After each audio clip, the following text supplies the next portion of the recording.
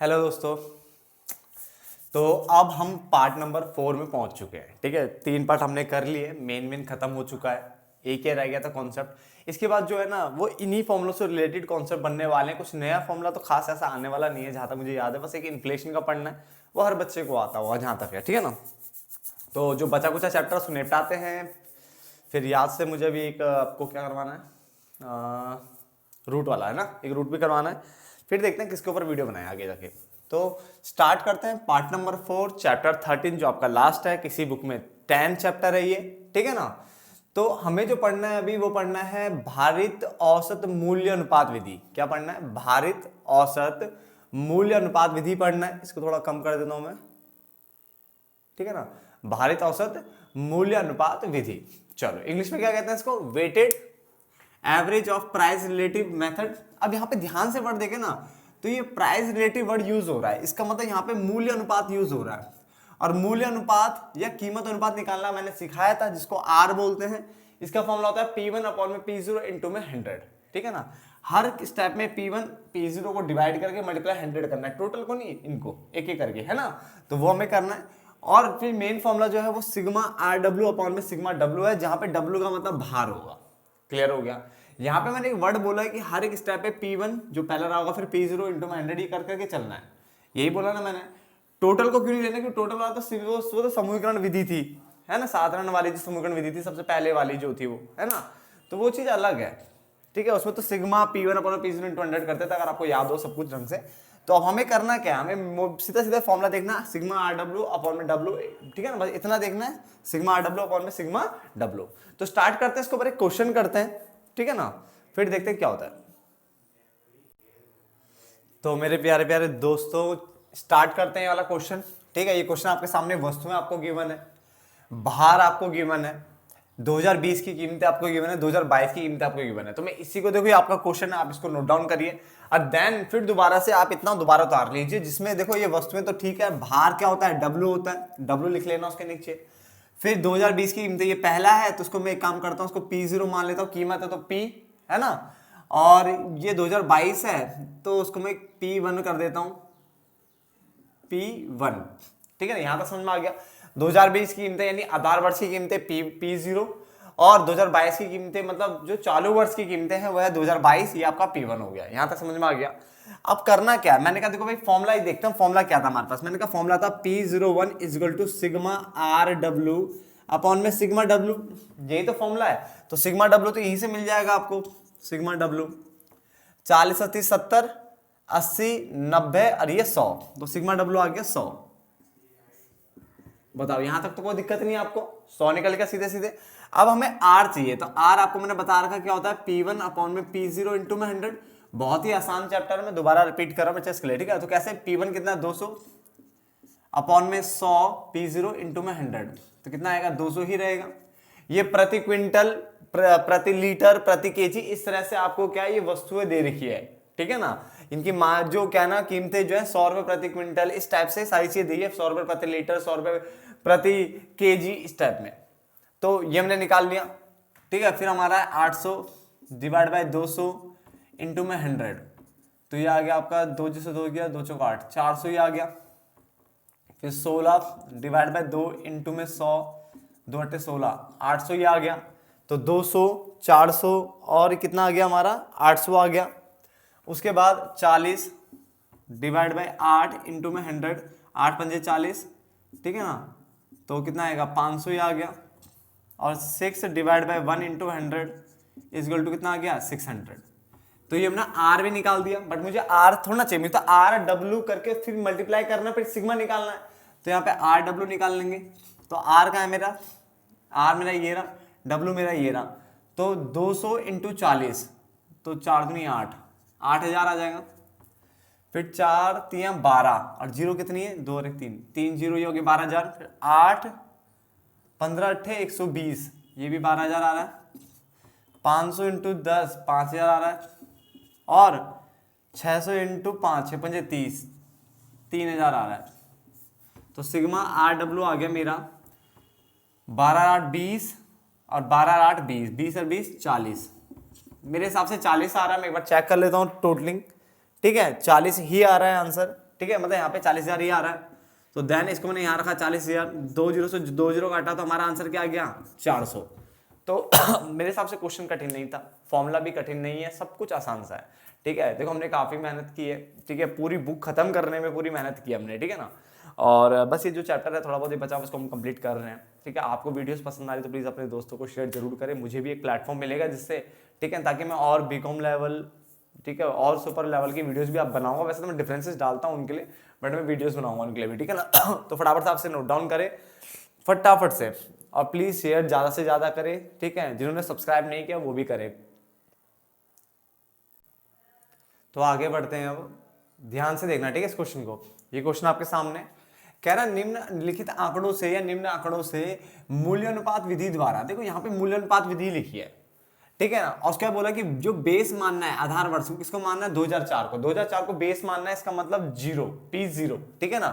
मानकर भारित सूचकांक ज्ञात कीजिए। अब अगर भारित नहीं भी लिखा होता ना कोई दिक्कत नहीं, हमें यहां से पहचान जाएंगे, अगर भार दिए हमें तो भारित है, नहीं दिए तो कोई दिक्कत नहीं।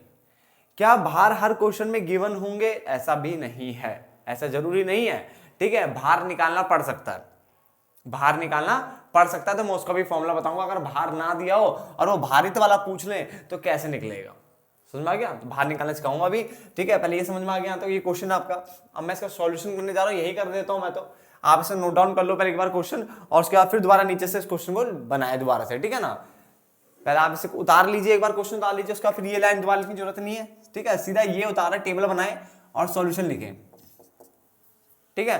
अब फॉर्मूला जो मेरे पास है, देखो सबसे पहले अगर हम 2004 को बेस मानते हैं तो हमारा P0 हो जाएगा, और 2011 हमारा क्या हो जाएगा P1 हो जाएगा। क्लियर हो गया। अब इसको मैं P2 मान लेता हूँ, एक काम करता हूँ ताकि साफ साफ दिख जाए आपको, ये P2 हो जाएगा, समझ में आ गया। तो पहले इन दोनों के हिसाब से निकालना है, और फिर इसके और इसके हिसाब से निकालना है। तो चाहे तो आप इसको रोक के इन दोनों P0 P1 करके कर लो सॉल्व, फिर इसको हटा देना इस वाले को, तो P0 और P1 ये हो जाएगा, इसके हिसाब से कर लो सॉल्व, वो तो आपके ऊपर है, ठीक है ना। तो मैंने तो P0 P1 P2 मान लिया है। अब देखते हैं क्वेश्चन कैसे बनेगा। सबसे पहले मैंने फॉर्मूला लगाया सिग्मा, ये P01 का फॉर्मूला सिग्मा RW अपॉन में sigma W, sigma RW upon में सिग्मा W, ये मैंने बनाया फॉर्मूला। अब यहां पे है क्या, मैं यहां पे सबसे पहले निकालूंगा भार, भार का सिग्मा W मेरे पास निकल जाएगा यहीं से, 5 3 8 और 9 10, ये तो 10 हो गया, ये आ गया सीधा 10, यहाँ कोई दिक्कत नहीं। मैंने यहाँ पे R निकालना है, P1 अपॉन में P0 इंटू में 100, समझ में आ गया। अब P1 कितना है, इन दोनों को ध्यान से देखो, P1 मेरा है 12 डिवाइड बाय 10 इंटू में 100, कितना आ गया 120, फिर है 6 डिवाइड बाई 5 इंटू में 100, 5 दूनी 10 6 दूनी 12 120, और फिर 5 डिवाइड बाई 4 इंटू में 100, 4 से कितनी बार कटेगा 25 बार, ये आ गया 125, है ना, ये R निकल गया, ठीक है। अब एक काम कर लेते हैं, ठीक है, अगले वाले में भी R आने वाला है, तो मैं इसको R1 मान लेता हूं आपके लिए, है ना, R1 मान लेता हूं। तो फिर जो मेरे निकलेगा अगला, मुझे क्या चाहिए R1 और W की मल्टीप्लाई चाहिए, तो मैं इसको R1 मान लेता हूं ना, ताकि आपके लिए थोड़ा सही रहे। R1 W की मल्टीप्लाई करता हूं, R1 ये रहा, W मेरा ये रहा, तो 112 पंजे 60, 600, 12 12 बढ़ती 36, ठीक है 36 हो गया, और 125 इंटू 2 250 हो गया। इन दोनों का मैंने टोटल किया सिग्मा R1 W का, तो टोटल कितना आता है 600 3 900, 900 और 2 कितना होता है 9 तो 11, 1100 1160 और ये 1210, तो 1210 हो गया। मैंने यहाँ पुट किया 1210, ठीक है, ये कट किया, आंसर आ गया 121, ये मेरा आंसर है, ठीक है। कुछ कठिन लगा क्या, कुछ नहीं करा, बस मैंने 2012 को देखा ही नहीं, मैंने खाली इनके बेसिस पे निकाल दिया। आप भी करिए, और इसका दूसरा आंसर मुझसे पहले निकाले आप, ठीक है ना, फटाफट से मुझसे पहले इसका दूसरा आंसर निकल जाना चाहिए आपका। आप सभी बहुत इंटेलिजेंट हो, याद रखना, ठीक है, अपने आप को कम मत समझो, ठीक है, और करना स्टार्ट करो फटाफट से। अब हम मुझे निकालना है P02 का, P02 का निकालना है, तो सिग्मा R में से R2 मान लेता हूं उसको, ठीक है, अपन में सिग्मा W, है ना। अब सिग्मा W तो मुझे पता ही है कितना है 10, बस सिग्मा R2W निकालना मुझे, तो एक काम करते हैं सबसे पहले R2 निकाल लेता हूँ, P2 आएगा अपॉन में P0 इंटू 100, P0 क्यों सेम रह रहा है, क्योंकि बेस हमें 2004 को ही रखना है, तो P0 वही रहेगा, है ना, बस P2 चेंज हो गया इस बार। तो ये और ये, अब क्या ये दोनों देखेंगे, 14 डिवाइड बाय 10 इंटू में 100, 140, 8 डिवाइड बाई 5 इंटू में 100, 160, 7 डिवाइड बाई 4 इंटू में 100, 7 5 35, 3 7 7 14 3 14 3 17, 175। उसके बाद मुझे चाहिए R2W चाहिए मुझे, है ना। ये R2 पार्ट 2 की जरूरत आपको नहीं पड़ेगी अगर आप क्या है इसको P0 P1 मान दो, एक बार क्वेश्चन सॉल्व कर दिया, फिर दोबारा क्वेश्चन उतारा, अब इसको P0 P1 मान लो, फिर ये R2 पार्ट 2 जाने जो नॉर्मल है वही कर सकते हो आप, ठीक है ना, कोई दिक्कत नहीं, दोनों सही तरीके हैं। R2W निकाल लेते हैं। R2 मेरा ये रहा, W मेरा ये रहा, तो इससे मल्टीप्लाई 14 5 70, 700 आएगा, 16 32 16 3 48, 480 आएगा, और 175 दूनी कितना होता है 350, 75 75 150, हाँ 350 ही होगा जहां तक है। तो सिग्मा R2W जो निकल रहा है वो आएगा 7 4 11, 11 और 3 कितना होता है 14, 1480, 1530, आई थिंक 1530 आ रहा है, चेक कर लें एक बार, हाँ 1530 आ रहा है। ये कट गया, आंसर आ गया 153, कितना आ गया 153, तो ये हमारा आंसर है। ज्यादा से ज्यादा क्वेश्चन करने की कोशिश करें, देखो दिक्कत आपके साथ भी है, अगर आपको देखो मैं एक भी क्वेश्चन ना कराऊं तो आप भी एक भी क्वेश्चन नहीं करोगे, मैं 2 करूंगा तो आप शायद वही 2 ही करोगे, घर पे नहीं करोगे। आपको दिक्कत यहाँ पे है, आपको घर पे क्वेश्चन करने पड़ेंगे, क्योंकि अगर आपको अच्छे से समझ में आ रहा है, अगर आपको मेरी वीडियो से अच्छे से समझ में आ रहा है तो आपको घर पे प्रैक्टिस करनी चाहिए, ज्यादा से ज्यादा क्वेश्चन करो ना, ठीक है। क्या पता अगले टीचर्स आप ही हो, आप भी आगे जाके वीडियोस बनाओ, आपके लिए भी तो हेल्पफुल है, आप टीचर्स बन सकते हो, आप अपने भाई बहन को पढ़ा सकते हो, ठीक है, नंबर अच्छे ला सकते हो, बहुत सारे बेनिफिट्स हैं। तो आप प्लीज ज्यादा से ज्यादा क्वेश्चन करके ना उन चीजों उन कॉन्सेप्ट को क्लियर करें। अगर कॉन्सेप्ट क्लियर एक बार हो गया ना तो आप कभी नहीं भूलोगे, ये लिख के ले लो, अगर एक बार कॉन्सेप्ट क्लियर हो गया तो आप नहीं भूलोगे, ठीक है। हाँ हल्का फुल्का अगर गायब भी होने लग जाए, अगर हल्का से देखोगे ना तो अपना आप याद आ जाएगा सारा, वो होता है कॉन्सेप्ट क्लियरिटी। एक होता है रट्टाफिकेशन, आज कर लिया 10 दिन बाद भूल जाओगे, कोई मतलब नहीं, फिर दोबारा उतनी मेहनत, रट्टाफिकेशन में दिक्कत है ना, उतनी मेहनत दोबारा लगानी पड़ती है दोबारा से पढ़ने के लिए। और कॉन्सेप्ट क्लियर हो जाए ज्यादा मेहनत नहीं, अगर आपको एक बार कॉन्सेप्ट क्लियर किया हमेशा याद, अगर थोड़ा बहुत भूल भी गए कोई दिक्कत नहीं, बुक देखी जरा सा, अरे ये तो याद आ गया, बस हो गया खत्म। आपको पूरा डीप पढ़ने की जरूरत नहीं पड़ती अगर एक बार कॉन्सेप्ट क्लियर हो जाता है तो मेन मुद्दा यह है, आपको कोई भी सब्जेक्ट हो आपको कॉन्सेप्ट क्लियर करना है, आपको समझ के करना है। अगर समझ के हो गया ना तो भाई से कभी नहीं भूलना आपने, ये याद रखना। समझ के करना चाहिए हर चीज को, ठीक है ना, रट्टाफिकेशन नहीं चाहिए, याद रखना। रट्टाफिकेशन से जो आजकल जो पढ़ाई कर रहे हैं बच्चे, उसका कोई फायदा नहीं है, ठीक है, वो आप उसको प्रैक्टिकल यूज में भी आप नहीं ला सकते उसको, रट्टाफिकेशन को, ठीक है। इसलिए समझ के करो हर चीज को, चाहे कोई भी सब्जेक्ट हो, फिर वो थ्योरी हो चाहे प्रैक्टिकल हो। तो आगे देखिए अब, ठीक है ना, इसमें है अब हमारे पास, देखो हमने जो मेन था पूरा चैप्टर पढ़ लिया, मैं दोबारा बोल रहा हूँ, सारा चैप्टर पूरा मेन खत्म हो चुका है। अब जो है कुछ सूचकांक और होते हैं, ठीक है, वो भी हम पढ़ लेते हैं। फॉर्मूले नहीं है, फॉर्मूले पुराने ही रहेंगे सारे, ठीक है, बस सूचकांक पढ़ने और क्वेश्चंस करने कुछ उनके ऊपर, क्लियर हो गया। चलो देखते हैं हमारा जो पहला सूचकांक है, अब जो मेन चैप्टर खत्म होने के बाद जो हमारे पास आता है पहला, वो है उपभोक्ता कीमत सूचकांक। क्या है? उपभोक्ता कीमत सूचकांक, जिसको इंग्लिश में कहते हैं कंज्यूमर प्राइस इंडेक्स, यानी CPI, consumer price index, IMP है, इंपॉर्टेंट माना जाता है। तो कंज्यूमर प्राइस इंडेक्स यानी उपभोक्ता कीमत सूचकांक हमें ये पढ़ना है एक तो। नंबर 2, ठीक है ना, हमें थोक वाला पढ़ना है, क्या ना, थोक, क्योंकि ये जो कंज्यूमर वाला आता है ये कौन सा हमारा, ये हमारा जीवन निर्वाह लागत सूचकांक भी कहते हैं इसको। क्या कहते हैं? जीवन निर्वाह लागत सूचकांक भी कहते हैं इसको। Cost of living index, cost of living index numbers भी कहते हैं, ठीक है ना। तो पहले हम ये पढ़ेंगे, दूसरा थोक पढ़ेंगे, लगभग खत्म हो जाना चैप्टर में, ठीक है ना। आगे चलते हैं।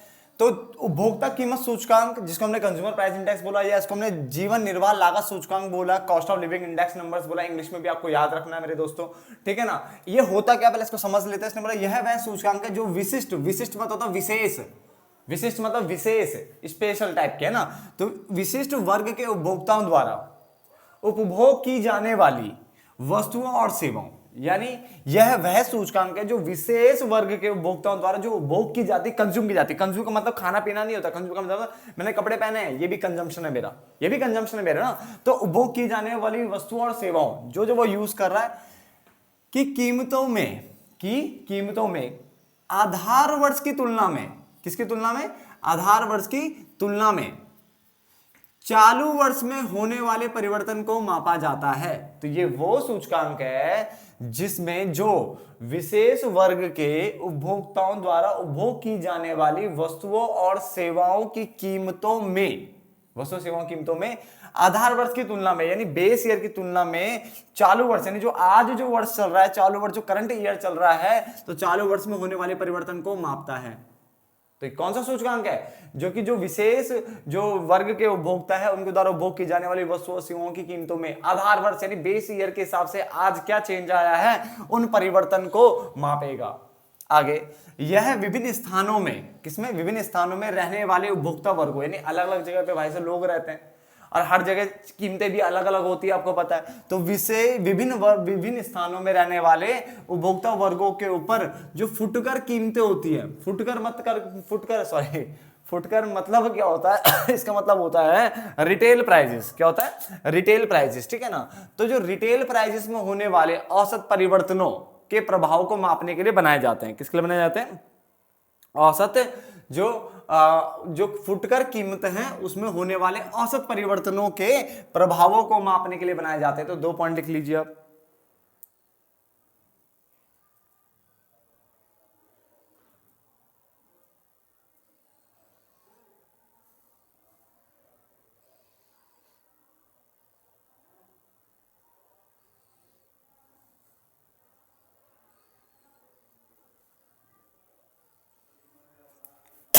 ठीक है ना। तो समझ में आ गया। यह विभिन्न स्थानों में रहने वाले जो उपभोक्ता है, उपभोक्ता वर्ग है के ऊपर फुटकर कीमतों, इनके ऊपर फुटकर यानी रिटेल प्राइसेस का क्या औसत परिवर्तन आ रहा है, यानी रिटेल प्राइसेस, PRICES, प्राइसेस में होने वाले औसत परिवर्तनों के प्रभावों को मापने के लिए बनाए जाते हैं। तो 2 पॉइंट आपको याद रखने हैं अच्छे से। पहला कि ये वो सूचकांक होता है जो विशिष्ट यानी विशेष वर्ग के उपभोक्ताओं द्वारा उपभोग की जाने वाली वस्तु और सेवाओं की कीमतों में आधार वर्ष की तुलना में चालू वर्ष में क्या परिवर्तन आ रहा है उसको मापेगा। नंबर 2, विभिन्न स्थान में रहने वाले जो उपभोक्ता वर्ग है उसके ऊपर फुटकर कीमत में होने वाले औसत परिवर्तन, यानी जो रिटेल प्राइजेस में होने वाले औसत परिवर्तन के प्रभाव में, यानी अगर मैं कह रहा किसी का मूल्य चेंज वेंज कर दूं तो उसके कारण जो प्रभाव आ रहा है उसको मापने के लिए बनाए जाते हैं। किसके ऊपर प्रभाव? कंज्यूमर के ऊपर प्रभाव, ठीक है ना। यह किसी विशेष वर्ग के लोगों की निर्वाह लागत यानी कॉस्ट ऑफ लिविंग, निर्वाह लागत मतलब कॉस्ट ऑफ लिविंग, रहने की जो लागत है उसकी बात कर रहा है, में होने वाले परिवर्तन की दिशा तथा मात्रा को प्रकट करते हैं।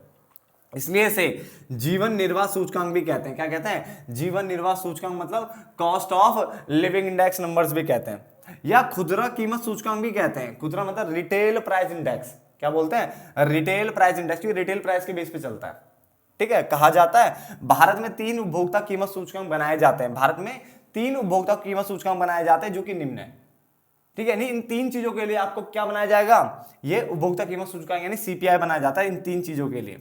कौन कौन सी? औद्योगिक श्रमिक के लिए, औद्योगिक श्रमिक मतलब होता है इंडस्ट्रियल वर्कर्स, यानी इसको IW बोलते हैं। आपको शॉर्टकट याद रखना पड़ेगा पेपर के लिए, IW, ठीक है ना। इंडस्ट्रियल वर्कर्स यानी औद्योगिक श्रमिक के लिए। नंबर 2, शहरी मतलब अर्बन, गांव मतलब होता है रूरल, ठीक है। तो शहरी गैर शारीरिक कर्मचारियों के लिए, तो अर्बन नॉन मैनुअल एम्प्लॉयज के लिए UNME मतलब अर्बन नॉन मैनुअल एम्प्लॉयज के लिए। और तीसरा है आपका कृषि श्रमिकों के लिए, मतलब एग्रीकल्चरल लेबरर्स, इसको बोलते हैं AL। तो आपको तीनों याद रखने पड़ेंगे, तीनों की फुल फॉर्म याद रखनी पड़ेगी और शॉर्ट फॉर्म भी याद रखनी पड़ेगी। क्लियर हो गया? ठीक है, पूछा जा सकता है। तो इसको क्या बोलते हैं? ये आपका कंज्यूमर प्राइस इंडेक्स जो है आपका कीमत, उपभोक्ता कीमत सूचकांक या जीवन निर्वाह लागत सूचकांक जिसको हमने ये बोला, या इसको खुदरा कीमत सूचकांक भी कहते हैं। क्या कहते हैं? खुदरा कीमत सूचकांक भी कहते हैं, क्योंकि रिटेल प्राइस पे चलता है और रिटेल प्राइस में होने वाले औसत परिवर्तन के कारण उपभोक्ता के ऊपर क्या प्रभाव पड़ रहा है वो सब नापेगा। समझ में आ गया? तो ये समझ में आया। भारत में कितने बनाए जाते हैं याद रखने? 3। कौन कौन से हैं? औद्योगिक श्रमिक के लिए, जो भारत में जो उपभोक्ता कीमत सूचकांक बनाए जाते हैं वो इनके लिए बनाया जाता है, इन 3 के लिए, ठीक है। यानी ये 3 उपभोक्ता कीमत सूचकांक बनाए जाएंगे। पहला औद्योगिक श्रमिक के लिए, इंडस्ट्रियल वर्कर्स के लिए। दूसरा शहरी जो गैर शारीरिक कर्मचारियों के लिए मतलब अर्बन नॉन मैनुअल एम्प्लॉयज के लिए। और तीसरा कृषि श्रमिकों के लिए मतलब एग्रीकल्चरल लेबरर्स के लिए। नोट डाउन, फटाफट से नोट डाउन करिए, ठीक है। थ्योरी आपको समझ में आ गई होगी जहां तक है। आप ध्यान से देखिए आगे। उपभोक्ता कीमत जो सूचकांकों की रचना या निर्माण के लिए निम्न कार्य किए जाने चाहिए। यानी जब भी आप कंस्ट्रक्शन कर रहे हो, बना रहे हो, रचना कर रहे हो उपभोक्ता कीमत सूचकांक का, तो आपको कुछ बातों को ध्यान रखना है। ये चीजें आपके पास होनी चाहिए, ये तरीका आपके पास होना चाहिए, ठीक है ना। सबसे पहला क्या उसने बोला? उपभोक्ता वर्ग का चुनाव। पहले तो देखो, आप सभी को तो आप इंक्लूड कर नहीं सकते, तो आपको विशेष वर्ग को लेना पड़ता है, ठीक है। तो उपभोक्ता वर्ग का चुनाव होना चाहिए। नंबर 2, उनके पारिवारिक बजट की जानकारी होनी चाहिए। क्या होनी चाहिए? जो पारिवारिक जो फैमिली बजट होता है वो पता होना चाहिए। उसके अलावा सही आधार वर्ष का चुनाव, क्योंकि अगर आपने सही आधार वर्ष नहीं चुना तो आपका आंसर जो है वो क्या आ सकता है? गलत आ सकता है। ठीक है, तो आपको क्या करना है? सही आधार वर्ष का क्या करना है? चुनाव करना है। 3 पॉइंट हो गया आपके।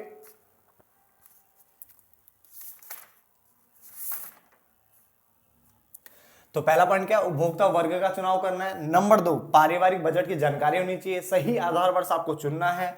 उसके अलावा फुटकर कीमतों की सही जानकारी, और ऐसी जगह से जानकारी उठानी है जहां पे सबसे ज्यादा जो उपभोक्ता वर्ग ना सामान खरीदते हो जहां से, ठीक है ना।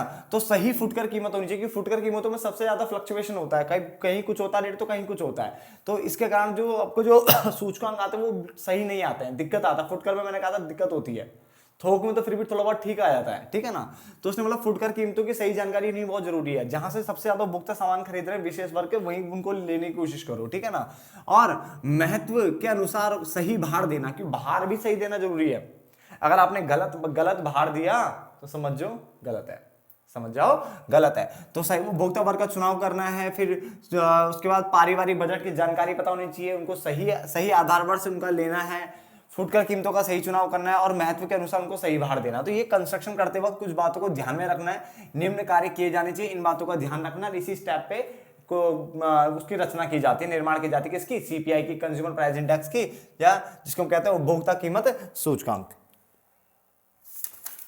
ठीक है ना। चलो अब हमारे पास है उपभोक्ता कीमत सूचकांक, जिसको हम कहते हैं जीवन निर्वाह लागत सूचकांक भी कहते हैं, या खुदरा रिटेल प्राइस इंडेक्स भी कहते हैं, ठीक है। खुदरा कीमत सूचकांकों का महत्व क्या है? तो पहला महत्व है, इनकी सहायता से मुद्रा की क्रय शक्ति मतलब होता है परचेसिंग पावर ऑफ मनी, तो मुद्रा की क्रय शक्ति का अनुमान लगाया जा सकता है। तो जो मुद्रा है उसकी परचेसिंग, उस करेंसी उतने पैसे से आप कितना सामान खरीद सकते हो, क्या खरीद सकते हो, तो मतलब मुद्रा की जो क्रय शक्ति है ना उसका अनुमान आप लगा सकते हो। पहला पॉइंट बहुत आसान सा है, समझ में आ गया ना। नंबर 2, पहले आप जैसा पहले क्या खरीदते थे 10 रुपए में, और आज क्या आता 10 रुपए में, वो चीज देखी जाती है यहाँ पे। नंबर 2, यह कीमत नीति निर्धारण में सहायता करता है, कीमत नीति निर्धारण में सहायता करेगा, नीति निर्धारण है ना उसमें। उसके अलावा यानी पॉलिसी बनाने में, किससे रिलेटेड? प्राइस से रिलेटेड, पॉलिसी फॉर्मेशन यानी बनाने में मदद करेगा। उसके अलावा इसका प्रयोग विशेष वस्तुओं और सेवाओं के बाजारों या फिर बाजार की जगह क्या लिख सकते हो, उनके मांग और पूर्ति के विश्लेषण के लिए भी किया जाता है। तो इसका प्रयोग किसके लिए कर रहे हो तुम? क्या वस्तु, जो विशेष वस्तु और सेवाएं, सबको तो ले नहीं सकते, तो विशेष वस्तु और सेवाओं के बाजारों, ठीक है, के विश्लेषण के लिए बोलो, या फिर उनकी मांग और पूर्ति, जो वस्तु और सेवाएं उनकी मांग और पूर्ति के विश्लेषण के लिए भी इसका प्रयोग किया जाता है। इसके द्वारा राष्ट्रीय आय में वास्तविक परिवर्तन का अनुमान लगाया जाता है। क्या लगाया जाता है? वास्तविक परिवर्तन का अनुमान लगाया जाता है, जिसको हम जब 12th क्लास में पढ़ते हैं तो हम उसको बोलते हैं डिफ्लेटर, ठीक है। जीडीपी डिफ्लेटर या जीएनपी डिफ्लेटर होता है। जीडीपी मतलब ग्रॉस डोमेस्टिक प्रोडक्ट, है ना। तो छोड़ो, तो क्या है, मतलब हम ये बोलते हैं यहाँ पे कि यहाँ पे अपस्फायक बोलते हैं उसको हिंदी में, अपस्फायक, इंग्लिश में कहते हैं डिफ्लेटर। तो उसके वो निकाला जाता है इससे, किससे? ये जो तुम्हारा इंडेक्स नंबर जो चैप्टर चल रहा है, ठीक है, इंडेक्स वाला चैप्टर चल रहा है, तो इसके द्वारा राष्ट्रीय आय में वास्तविक परिवर्तन का अनुमान लगाया जाता है। फिर देखा जाता है कि बढ़ी है या घटी है, क्या हुआ है। साथ ही साथ इन सूचकांकों की सहायता से प्रबंध या तथा श्रम दोनों को मजदूरी संबंधी जो अनुबंध करने में सहायता मिलती है। अनुबंध मतलब कॉन्ट्रैक्ट।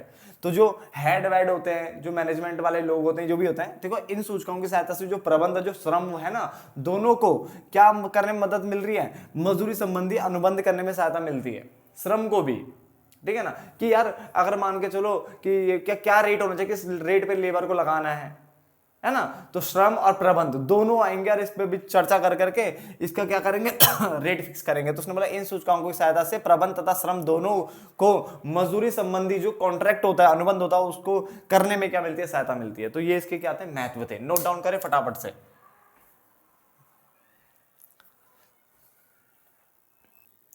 तो आगे देखिए अब, ठीक है, हमारे पास अगला जो है वो सीमाएं हैं, यानी कठिनाई है, ठीक है ना। तो उपभोक्ता कीमत सूचकांकों की जो रचना होती है उसमें कठिनाइयां क्या क्या आती है? तो नंबर 1, भिन्न भिन्न वर्गों के लोगों की जो आवश्यकताएं होती है, जो अलग अलग टाइप के लोग हैं भाई, उनकी आवश्यकताएं भी अलग अलग होगी, ठीक है, एक समान तो नहीं होगी, सीधी सीधी बात है। तो भिन्न भिन्न लोगों की जो आवश्यकताएं हैं वो भी क्या होगी? भिन्न भिन्न यानी अलग अलग होगी, ठीक है। इसलिए भिन्न भिन्न वर्गों के लिए अलग अलग सूचकांक बनाना पड़ता है, ठीक है। इसका मतलब जीवन स्तर लोगों का क्या है? अलग है। जीवन स्तर में अंतर होने के कारण सूचकांक भी सूचकांक भी अलग अलग बनाने पड़ते हैं, ठीक है ना। इसलिए बोलते हैं कि अलग अलग टाइप के लोग हैं, तो हर किसी का जो आवश्यकताएं हैं वो भी अलग अलग होगी, इसलिए सूचकांक भी क्या बनाने पड़ेंगे, अलग अलग बनाने पड़ेंगे, जो कि एक कठिन काम है, ठीक है ना। तो जीवन स्तर में अंतर का पॉइंट है। फिर उपभोक्ता कीमत सूचकांक फुटकर यानी रिटेल कीमतों के आधार पर बनाए जाते हैं, परंतु विभिन्न स्थानों पर फुटकर कीमत भी क्या होती है, अलग अलग होती है, जिसके कारण प्रतिनिधि कीमत ज्ञात करना कठिन हो जाता है। प्रतिनिधि कीमत मतलब एक ऐसी कीमत जो बाकियों को क्या करे, बाकियों का प्रतिनिधित्व करे, बाकी को रिप्रेजेंट करे, ये निकालना बहुत मतलब कठिन हो जाता है, क्योंकि कीमतों में भी अंतर है। हर जगह जगह पर कीमतें क्या होती है, अलग अलग होती है, फुटकर कीमतें जो होती है, ठीक है ना। आगे, भिन्न भिन्न वर्गों के लोग वस्तुओं पर एक ही अनुपात में व्यय नहीं करते। भाई क्या अब जितना खर्चा मैं करता हूं क्या अगला वाला तो नहीं करता होगा, नहीं, ठीक है ना। अतः यह सूचकांक किसी एक वर्ग के बारे में ही सही सूचना नहीं देता। अभी तो सोचो भिन्न भिन्न वर्ग है, अलग अलग वर्ग है, अब अलग अलग वर्ग में जो लोगों जो खर्चा करते होंगे वो अलग अलग ही करते होंगे, तो उसका मतलब सूचकांक सही बनने वाला है नहीं। नंबर 2, चलो भिन्न भिन्न को भी छोड़ो, एक ही वर्ग को ले लेते हैं, एक ही वर्ग के लोग, क्या वो एक ही अनुपात में खर्च करते होंगे, नहीं। तो ये सूचकांक ना एक वर्ग के बारे में ही सूचना गलत दे देता है, तो भिन्न भिन्न तो दूर की बात है। बात को समझो दोबारा से, देखो इसका मतलब बोला व्यय में अंतर क्या समझा रहा हूं, जो अलग अलग जैसे वर्ग के लोग हैं उनका जो खर्चा करने का जो तरीका वो भी अलग अलग, हर कोई अलग अलग टाइप से खर्चा करता है, कोई ज्यादा करता है, कोई कम करता है, कोई कैसे करता है, ठीक है ना। तो इसलिए जो है ना व्यय में अंतर होने के कारण भी जो उपभोक्ता कीमत सूचकांक निकाल पाना थोड़ा कठिन होता है, ठीक है। तो ये तो हो गया पॉइंट। अब तो अलग अलग वर्ग में देख लो, अब सोचो अगर एक ही वर्ग को देख लो, मतलब एक ही वर्ग के लोग हैं, तो क्या वो भी सेम खर्चा करते होंगे हर महीने, सेम हर तरह से खर्च करते होंगे, नहीं। तो एक ही वर्ग के अंदर भी कीमत सूचकांक निकाल पाना कठिन हो जाता है, ठीक है ना। भिन्न भिन्न में तो है ही कठिन, एक ही वर्ग में भी निकाल पाना क्या होता है, कठिन हो जाता है। इसलिए ये लिखा हुआ है भिन्न भिन्न वर्गों के लोग वस्तुओं पर एक ही अनुपात में व्यय नहीं करते, अतः सूचकांक किसी एक वर्ग के बारे में ही सही सूचना नहीं दे पाता। एक ही के बारे में देगा दूर तो दूसरी बात है, क्योंकि एक समय पर ठीक है ना, एक वर्ग के जो लोग होते हैं, जो उपभोक्ता होते हैं, ठीक है, क्या करते हैं, अलग अलग व्यय करते हैं, या अलग अलग अनुपात में कर दो, अनुपात में व्यय करते हैं। यानी एक समय पर एक ही वर्ग के जो लोग होते हैं वो अलग अलग अनुपात में खर्चा करते हैं, इसलिए एक ही वर्ग में निकाल पाना भी बहुत कठिन होता है। तो ये इसकी 3 सीमाएं हो गई, ठीक है ना। चलो मैं इस पार्ट को ना, इसे इसकी कठिनाइयां थी जो रचना में दिक्कत करता है, इसलिए उपभोक्ता कीमत सूचकांक निकाल पाना थोड़ा कठिन हो जाता है, उसकी रचना कठिन हो जाती है इन 3 कारणों से। किस कारण, पहला जीवन स्तर में कमी, जीवन स्तर में अंतर, नंबर 2 कीमतों में अंतर, और नंबर 3 कौन सा, व्यय में अंतर। कौन सी कीमत है, फुटकर यानी खुदरा, रिटेल प्राइसेस, ठीक है। तो इस पार्ट को यहीं पे खत्म करते हैं, जहां तक अगले पार्ट में खत्म हो जाएगा। चैप्टर मैंने 5 पार्ट कहा था ना स्टार्टिंग में, हो जाएगा जहां तक है, ठीक है। अगर नहीं हुआ तो एक पार्ट बढ़ा देंगे, क्या दिक्कत है, ठीक है ना। आप फटाफट से नोट डाउन करिए, ठीक है। मिलते हैं नेक्स्ट पार्ट में, तब तक के लिए धन्यवाद दोस्तों।